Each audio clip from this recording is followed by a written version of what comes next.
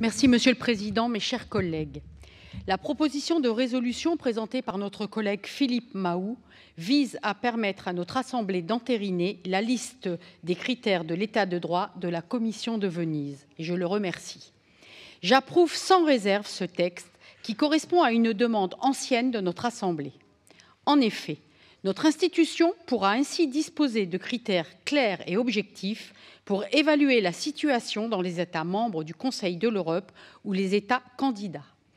Nos recommandations gagneront en crédibilité dans la mesure où elles feront référence aux mêmes critères pour chaque État. Ceux-ci pourront bien sûr être complétés ou précisés, mais il est important de pouvoir disposer dès à présent d'une base de travail.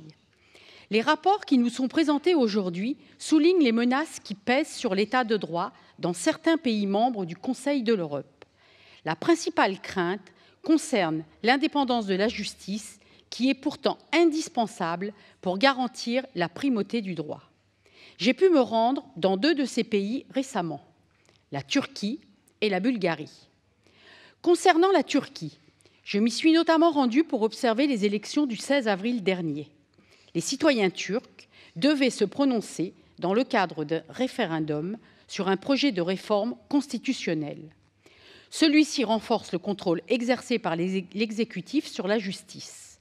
En effet, le président de la République désignera 6 des 13 membres nommés du Conseil des juges et des procureurs de la République. Les 7 autres membres seront nommés par le Parlement. De ce fait, aucun membre ne sera désigné par les membres de l'institution judiciaire. Après avoir osé dénoncer les conditions dans lesquelles se sont déroulées ces élections, j'ai été qualifiée de terroriste par les autorités turques. Vous avez en face de vous, mes chers collègues, une terroriste. Ceci en dit long sur l'usage de ce qualificatif en Turquie qui a justifié la suspension de 4 000 membres de l'institution judiciaire.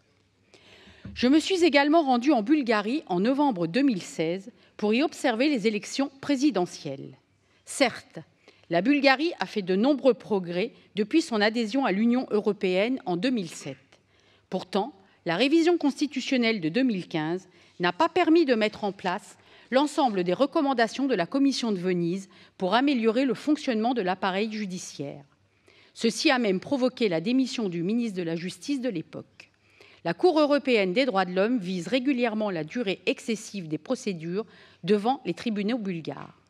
Mes chers collègues, face aux défis que traverse l'Europe aujourd'hui, certains gouvernements sont tentés de remettre en cause les droits et libertés que garantit la Convention européenne des droits de l'homme.